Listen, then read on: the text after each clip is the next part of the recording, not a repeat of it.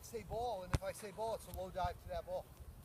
If you're on blue and I say ball, it's a low dive to that ball. So we're gonna go for about 10 seconds, and we'll go for that. If somebody else wants to jump in, we'll do it. Okay, ready? Here we go.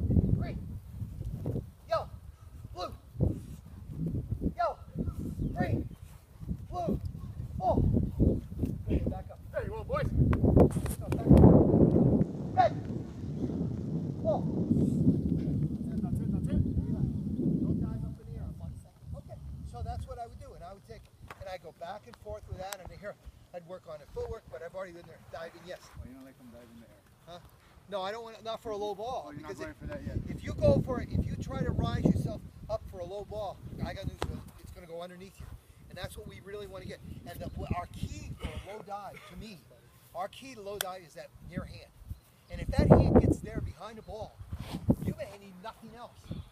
If you try to go with this hand, it's going to go on top of the ball, and the ball's just going to go through into the back end. This is going to save you. And this also could mean if you can't hold on to it, you can deflect it with that open hand, which we're not working on deflecting.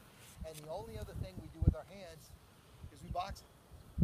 And for whatever reason, boxing is probably the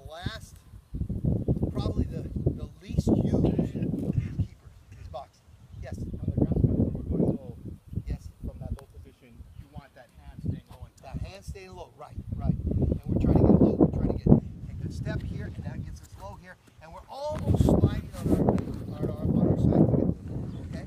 Once you do that, I think you really put yourself in a great position. Now, you can't just put your hand there and necessarily work, but if you're, because like I was watching last night, I was telling you, I was watching a UH keeper, and she took a penalty kick, and she put both hands out here like that, and it was fine, but she didn't do anything. She just slapped at it, knocked it down. That's one of the biggest problems we have with younger keepers is they keep slapping at the ball, and you have to teach them to do either catch the ball, push the ball out and deflect it, or learn to box the ball. But there is no slapping the ball.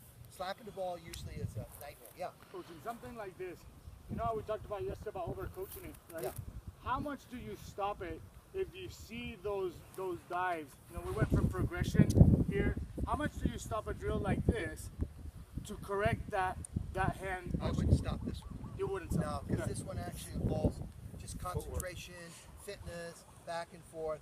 I don't want to stop. So when would you retouch that point with that goalkeeper? When we're right here, we're doing those threes, I would do it, and we're doing ones. But I think that I'd lose what I want. You know, that's, anytime you stop an activity, it should also be almost. So this is stopped more in its- fitness, in its organization than I think. hand-eye coordination.